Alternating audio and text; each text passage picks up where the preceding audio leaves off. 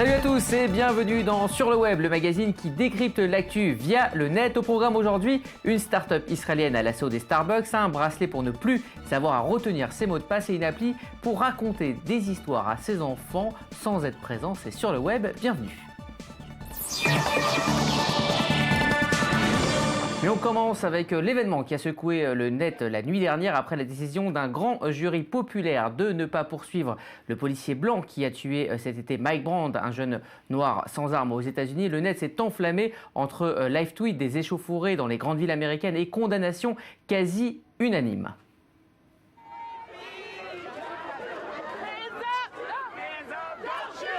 Et ce sont plus de 450 000 tweets qui mentionnaient Ferguson qui ont été publiés en moins d'une heure cette nuit entre colère et indignation. Certains parlent même sur le net du retour de la ségrégation aux États-Unis, des réactions qui vont bien au-delà du continent nord-américain. Le hashtag Ferguson Decision s'est hissé en tête des tendances mondiales et on retrouve des tweets venus de par le monde, de tous les univers. Par exemple, du côté du showbiz, à noter que Pharrell Williams parle d'une décision qui lui brise le cœur. On a également réagi dans le monde politique en France. La garde des Sceaux, Christiane Taubira, cite Bob Marley, tuez-les avant qu'ils ne grandissent, reprend-elle.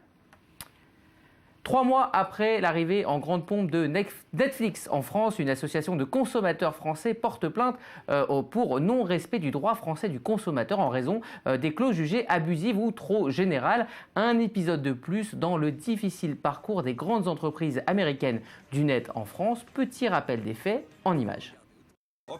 Les géants du net seraient-ils persona non grata en France? Le site BGR liste dans un article cinglant les obstacles qui se sont dressés depuis quelques mois sur les géants du net voulant prospérer en France. Dernier exemple en date, celui de Netflix. 3 mois après son lancement en France, le service de vidéo à la demande vient d'être attaqué par l'association Consommation, Logement et Cadre de Vie. Elle reproche aux géants américains d'avoir négligé la rédaction de ces contrats qui seraient en contradiction avec le droit français. Et le cas Netflix n'est pas une exception. Cet été, lors du lancement de l'application de réservation de taxi Uber, un étudiant a été agressé par des chauffeurs de taxi lillois pour avoir tout simplement voulu monter dans un véhicule réservé via l'application. Et pour cause, le service Uber est 20% moins cher qu'un taxi classique. Quant à Google France, l'entreprise est souvent l'objet d'attaques en justice. Elle est même parfois condamnée pour ses conditions d'utilisation et sur la manière dont elle gère les données personnelles. Protectionnisme économique ou mauvaise foi, certains sur le net accusent la France d'avoir entamé un combat perdu d'avance contre les géants américains du net. Rechargez votre smartphone en buvant votre caramel macchiato, le tout sans fil, c'est désormais possible et ce, grâce à une start-up israélienne. Le dispositif PowerMate est actuellement testé dans 200 cafés Starbucks de San Francisco et pourrait bientôt être étendu aux autres points de vente de la marque aux États-Unis. Le principe est simple, en achetant un petit adaptateur au prix de $10 ou en le louant sur place, vous pouvez recharger votre mobile sans fil. Je vous propose tout de suite de regarder tout simplement le mode d'emploi de cette innovation israélienne. Imagine, you're enjoying a perfectly lovely day. The sun is out, the air is warm, life is good. But then you notice your battery is nowhere near 100%, and it kind of takes the wind out of your sails. What if there's an emergency at work? Or worse, like what if Samantha, the girl you met at Brad's barbecue, sends you a text because she needs a strong dude like you to help move a couch? Or just drop by with a Frappuccino because she's been moving couches? No worries. Just head to the nearest Starbucks with a PowerMat charging spot and get your groove back. PowerMat at Starbucks is the easy way to charge your phone. Just get a PowerMat ring, plug it in, and start recharging wirelessly. Now you'll always have all the power you need. Well, maybe not all the power. So go ahead and live life at 100%.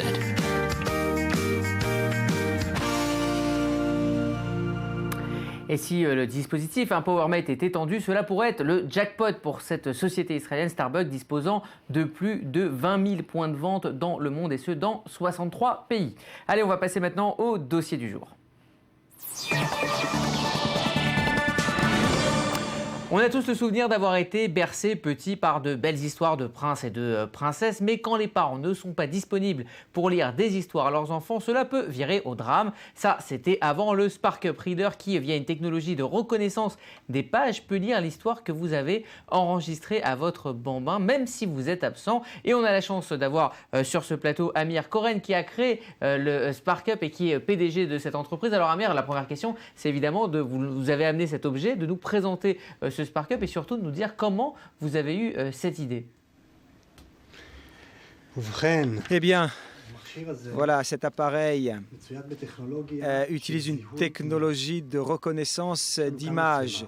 Il y a ici une caméra et lorsque je connecte l'appareil au livre, voilà, on l'ouvre là, on l'allume. Je vais le connecter ici au livre. Voilà. Glissez la pince du SparkUp au milieu de la couverture arrière du livre et fermez le livre pour que je puisse voir sa couverture. Vous l'avez même amené en français. Voilà, je tourne les pages. Ça, c'est chouette. Un cirque s'est installé en ville et Papa Pig a décidé d'y emmener tout le monde. Voilà, il s'agit d'un livre normal, ce n'est pas un livre spécial, spécifique. Voilà, et la caméra est capable de lire le livre. Je vais passer une autre page, tourner une autre page. Mais alors, comment vous avez eu cette idée? Comment l'idée est venue? Mon chapeau! S'écrie Maman Cochon. Trop tard. Amir. Le chapeau n'en fait qu'une bouchée. Voilà, comme vous le savez, en Israël, lorsque vous allez à l'armée, ça ne se finit pas à l'âge de 21 ans. Il faut aussi faire des réserves jusqu'à un âge avancé. Attendez, je vais éteindre. Alors, comment est-ce que j'éteins? Tout simplement, je ferme le livre. Très bien. Et donc, nous avions un ami qui nous racontait que lorsqu'il allait faire ses réserves, eh bien, il enregistrait à ses 4 filles des histoires. Donc, sur une cassette, eh bien, il enregistrait des histoires lorsqu'il s'entraînait à l'armée. On s'est dit, ah, bah, c'est une super idée. Ça n'est pas juste un cadeau que l'on jette après 2-3 jours, mais un cadeau dans lequel il y a vraiment une valeur ajoutée qui permet aux parents de raconter des enfants, d'abord aux enfants des histoires, donc il y avait la voix des parents. C'est comme ça qu'a commencé le projet. Alors, on parle sans cesse en fait de cette technologie qui casse le lien entre les êtres humains. Avec les smartphones, on ne se parle plus, on ne se voit plus. Et là, votre invention, elle est un peu dans la même mouvance. Est-ce que c'est pas important pour un papa ou une maman de vraiment être présent pour lire cette histoire, même bien plus que l'histoire elle-même? Eh bien, nous pensons que l'un des moments les plus spéciaux pour les parents et l'enfant, c'est le moment où ils se rencontrent pour raconter une histoire avant de s'endormir. Et c'est justement à ce moment-là que nous utilisons le SparkUp pour construire cette bibliothèque dont a besoin l'enfant. Au moment où je raconte cette histoire, eh bien, l'appareil vous enregistre et lorsque vous êtes au travail, eh bien, justement, l'enfant peut vous entendre votre voix lorsque vous êtes au travail et de la même manière peut écouter aussi la mère qui lui raconte une histoire. Donc il gagne plus de temps avec les parents et donc pas moins. De tout ce que nous avons vérifié, ça n'est pas que les parents ont arrêté. Au contraire, eh bien l'enfant entend plus ses parents et il se concentre sur un vrai livre et pas sur un iPad. Mais justement pour conserver cette expérience concrète et romantique, on peut dire même. Est-ce qu'après 1 an, ça fonctionne bien au niveau des ventes? Nous développons encore.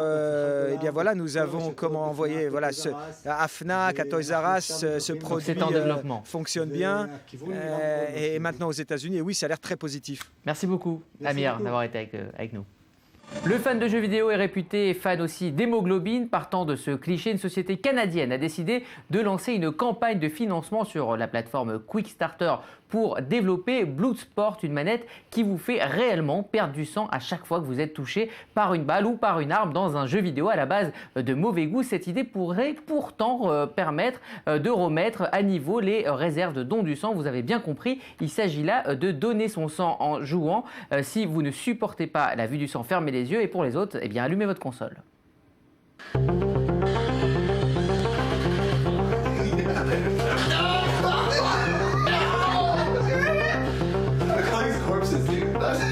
Bloodsport, we're raising the stakes of gaming by making it so that when you lose blood in the game, you lose it in real life as well. Now, we're taking the consequences of the gaming world and having them affect you in real life. Don't worry. It won't feel as bad. Just a little mosquito.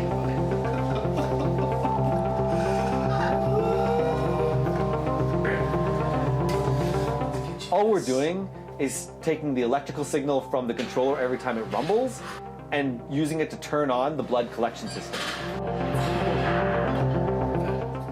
Un peu spécial, un peu dangereux quand même. Alors on va rester sur Quickstarter où les mauvaises et les bonnes idées recherchent des financements avec cette idée toute simple d'un bracelet qui contiendrait tous vos mots de passe, le bracelet Ever qui vous propose de stocker tous vos mots de passe qui permettra d'accéder à vos sites web et à tous vos services en ligne. Il suffit simplement de passer à proximité d'un périphérique compatible pour que ce bracelet reconnaisse automatiquement le mot de passe à entrer. Cela fonctionne sur toutes les plateformes et en Bluetooth. Et cela sera disponible en mars 2015 pour la modique somme de $30. On regarde à quoi ça ressemble. Meet EveryKey, a stylish wristband that unlocks your life. EveryKey utilizes military-grade encryption, allowing only you access to your personal property and accounts. Like a credit card, you can instantly disable your EveryKey if it gets lost or stolen.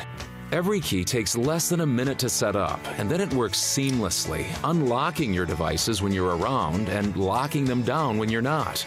Our patent-pending use of low-power Bluetooth allows EveryKey to communicate securely with an unlimited number of devices at once at a customizable range. It also makes logging into websites a breeze. EveryKey securely stores your password as you log into a website for the first time and then logs you in automatically the next time you visit that website.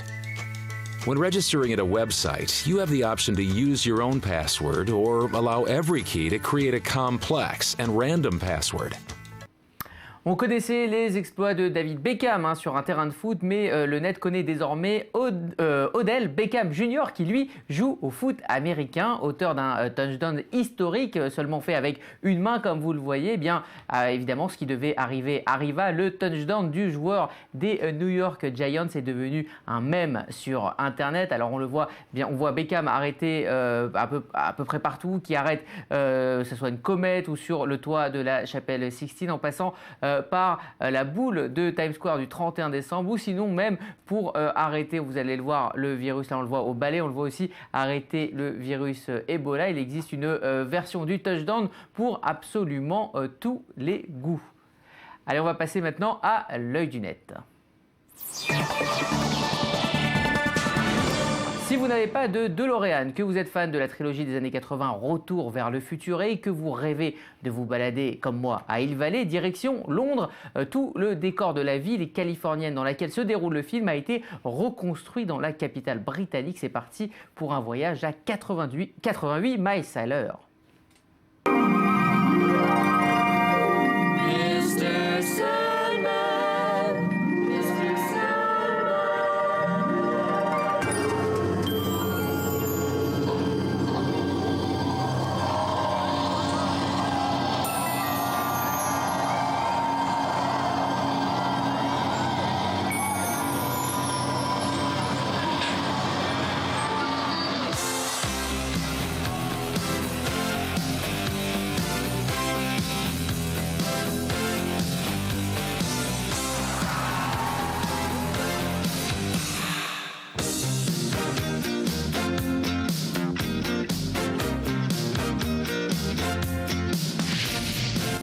La séance de tir au but est de loin le moment le plus appréhendé par les joueurs et aussi par les supporters de foot, mais tous auraient rêvé d'avoir un gardien de but aussi bon et volontaire que celui que nous présente le collectif Studio C dans cette parodie aux 10 millions de vues sur YouTube. Back now to Scott Sterling. He looks a bit worse for wear, but ready for round two. And Shaw takes a moment. Here he goes with the approach. Oh! Sterling with a fantastic dive. The ball flies straight through his hands and once again strikes him straight in the schnoz. And let's see it again on the old instant replay. Oh, every excruciating detail captured in HD perfection. Clocked at 129. Scott Sterling is back! He's still in the game! Oh my! And he's taking a very odd odd tactic now. Seems to be curling up to protect his face. Not exactly a recommended technique, but here it goes. Wait, no, Lampert needs to tie his shoe. And that's why you do a double knot, kids. Sterling. Internet, c'est un lien entre les peuples, des campagnes virales engagées, mais aussi et surtout des vidéos totalement inutiles d'animaux. Alors, quand un furet semble très décidé à faire le saut de l'ange, cela donne cette vidéo virale aux 1,7 million de vues.